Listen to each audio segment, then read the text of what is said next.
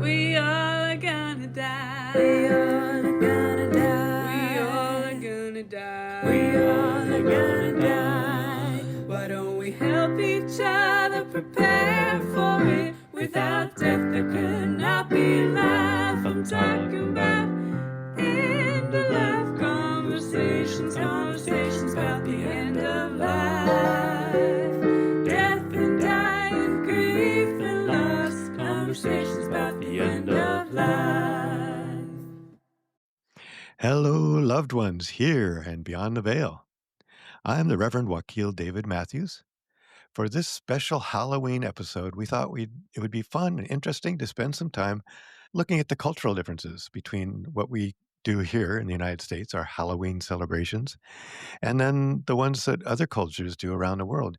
Even though our Halloween culture, our Halloween that we do here kind of originated with the Celtic Samhain ceremonies, it seems to have evolved or maybe even devolved into one of more fear and danger and evil, and so we thought it would be interesting to talk about how other cultures seem to be more comfortable with the celebrating and honoring the loved ones who have passed away, and then kind of how it's changed here in our culture. So what do you think, Annalouiza? I think that's a really great idea because I've thought about that for a long, long, long time.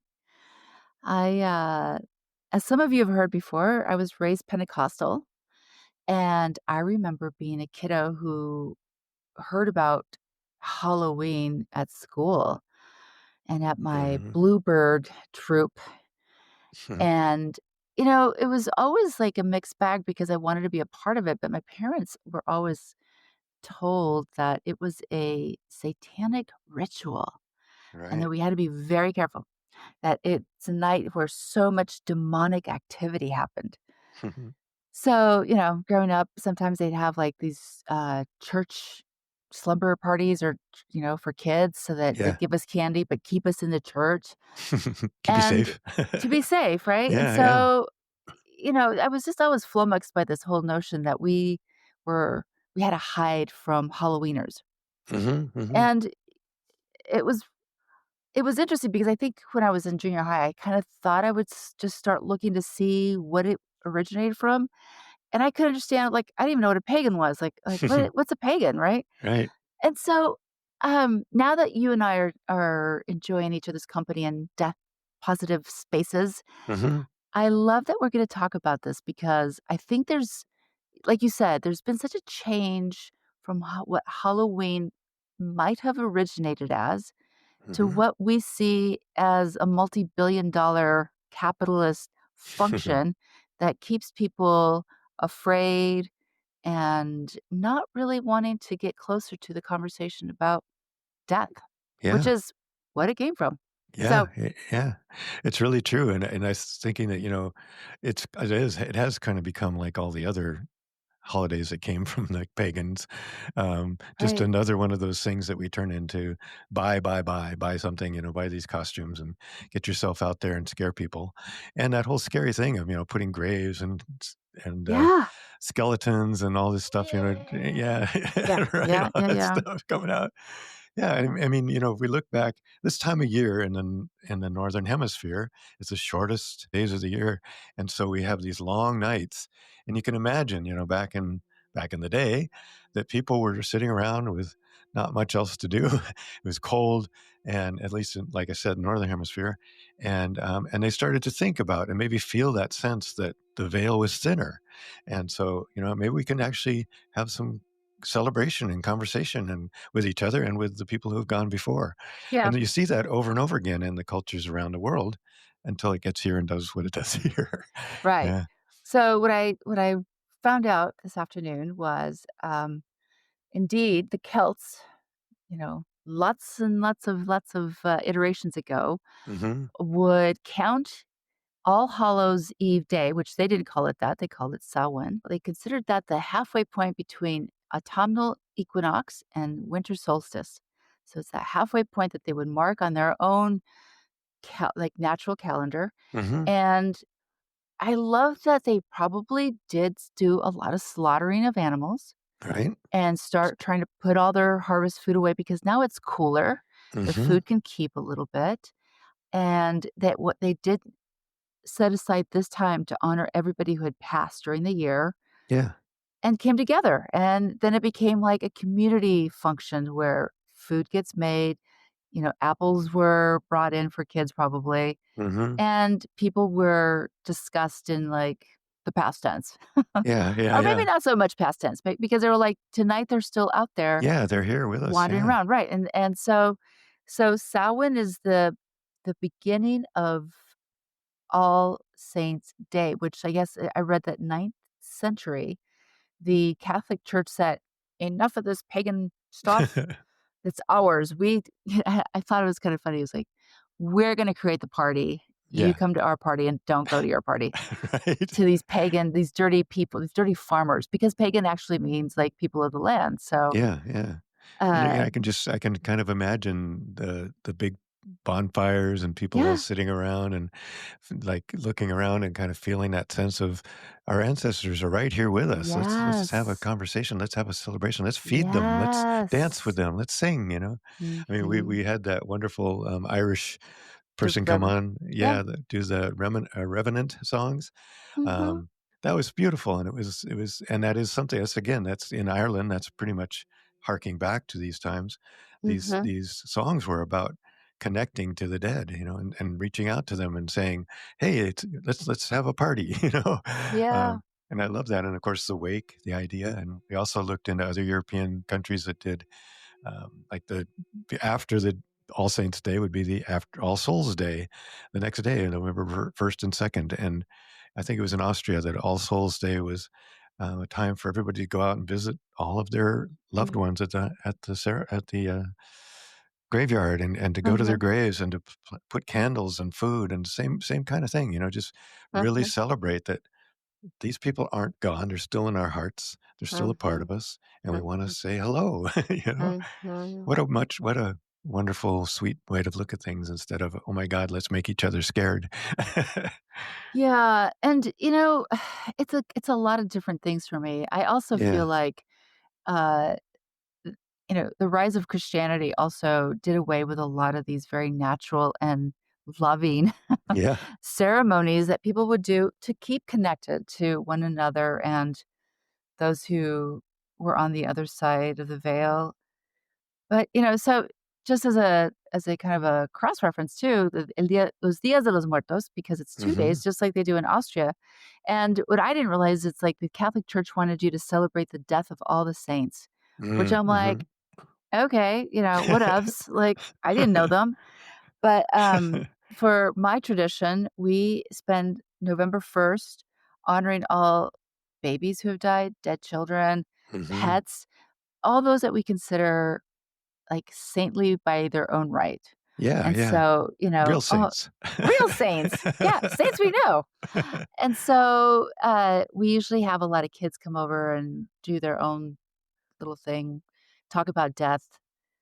And then November 2nd is for the adults who have passed. Mhm. And so, it's a 2-day celebration that the church wanted it to force our hand to do it one way.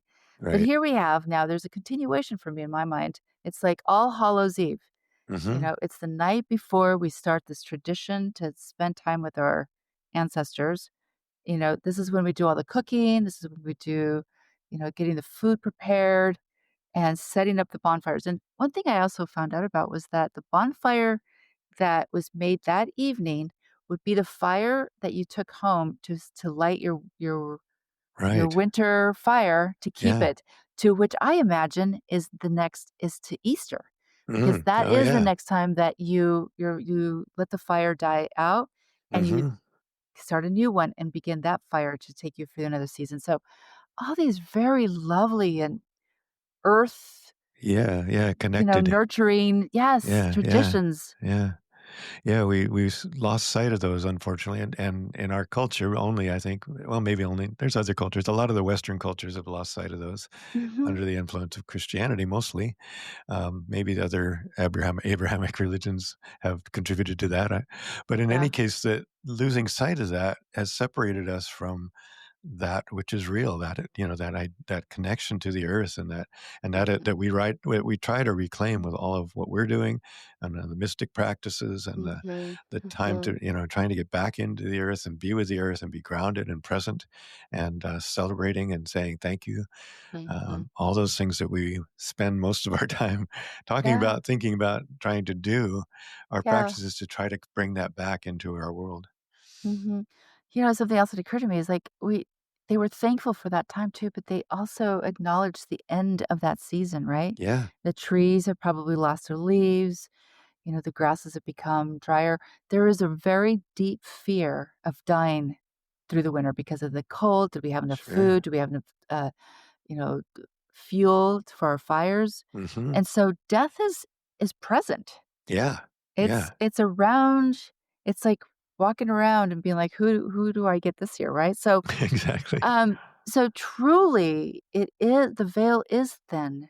Mhm, mhm, Not only are we mourning our loved ones who have passed, but I see that death is still lurking. mhm, exactly, yeah, and I think that through our practices that we do sometimes when we do deep meditation in the forest and stuff, we begin to kind of get that sense of the thinness of the veil that we notice more in this time of year because it's Mhm. so getting dark, and we're in that we get a chance to kind of sleep, rest, the opportunity to rest in the darkness, Right. um, that we can you can kinda create that as well with meditation and with being in the forest, Mhm. but this is an opportunity to notice how the earth is responding. I think that's the beauty of it, is you're Mhm. tuning into the cycles of the planet that we live on, the mother that is going through her death cycle right now, Mhm. and that also holds that intrinsic hope that spring That's will right. return, That's right? right. And it's a hope. It's a just a hope. That's all that's gonna That's get us all through it, that's right? right, yeah, yeah, because otherwise we despair, and Mhm. we get in. I mean, people do get depressed in the wintertime, and of course, they get depressed every day because of all the other Mhm. things that are going on, but the way I think it's a great lesson for us to remember that this is an opportunity to reconnect and to notice that intrinsic hope, that spring does come back, that the morning Mhm. does come, that we do take that next breath, and it's just sort of a wonderful, wonderful earth connection that takes us through that lesson. That's wow, what a blessing, what a blessing it can be. It Yeah, can be. So, going back to our Halloween practice here where actually capitalism has, like, absconded with that practice as well, right? Like, right. it's Yeah, like somebody needs to make billions of dollars, yeah. and, I wonder how much of this is too, like I was just imagining, our ancients sitting Hmm. around during this time. How it's starting to cool down outside? The earth, like the actual earth is getting a little cooler, but Yeah. every once in a while you'll feel a thermal just go by, Hmm. like Hmm. warm air Ah, just kind of yeah, sift by. Might that have been an ancestor who just went by, right? yeah, So snuggled there's up. so there's all these little kind of earth motions that contribute to this, like, mystery, right? Like, what was Yeah. that? And then now, like, we send kids out in, fully decked out in plastic and, Yeah. wigs and stuff, and they're out there being the spirits, but not able to feel the mystery, Yeah, yeah, exactly. Yes, right? that's really sad. And there, I remember in my neighborhood, there used to be one guy that would put on this really scary costume and walk around just freaking everybody out, Mhm, and it mhm, was, he was having fun, it was his fun. mhm. But again, it's that whole sense of this is about how scared can we be, or go watch a horror movie, um, Right, you well, it know, contributes to a culture that's very afraid of death, yeah, yeah, right? more so, yeah, Well, or it changes the perception that death is ugly and loathsome yeah, rather than yeah, natural. yeah, yeah, which is what we're trying to make different, right? It's little Yeah. steps, baby steps. Yeah, yeah. So anyway, Yeah, yeah, go ahead. I don't know, just keep going because I was just thinking about, so much that we've lost to what people think is progress, right? Like, Yeah, it's just taken us so far away from yeah, the. The from our mystery earths. of the earth. Yeah, yeah, yeah, and forgetting, yeah, just being in this forgetfulness and thinking that we have to have these all these things, all these accoutrements, all these, our nice cars, our nice houses, our nice all the Well, nice stuff, that, or the gets trick that the Hallmark holidays. yeah, that get between us and that sense of being one with the beloveds, and, Mhm, so let's reclaim it, right?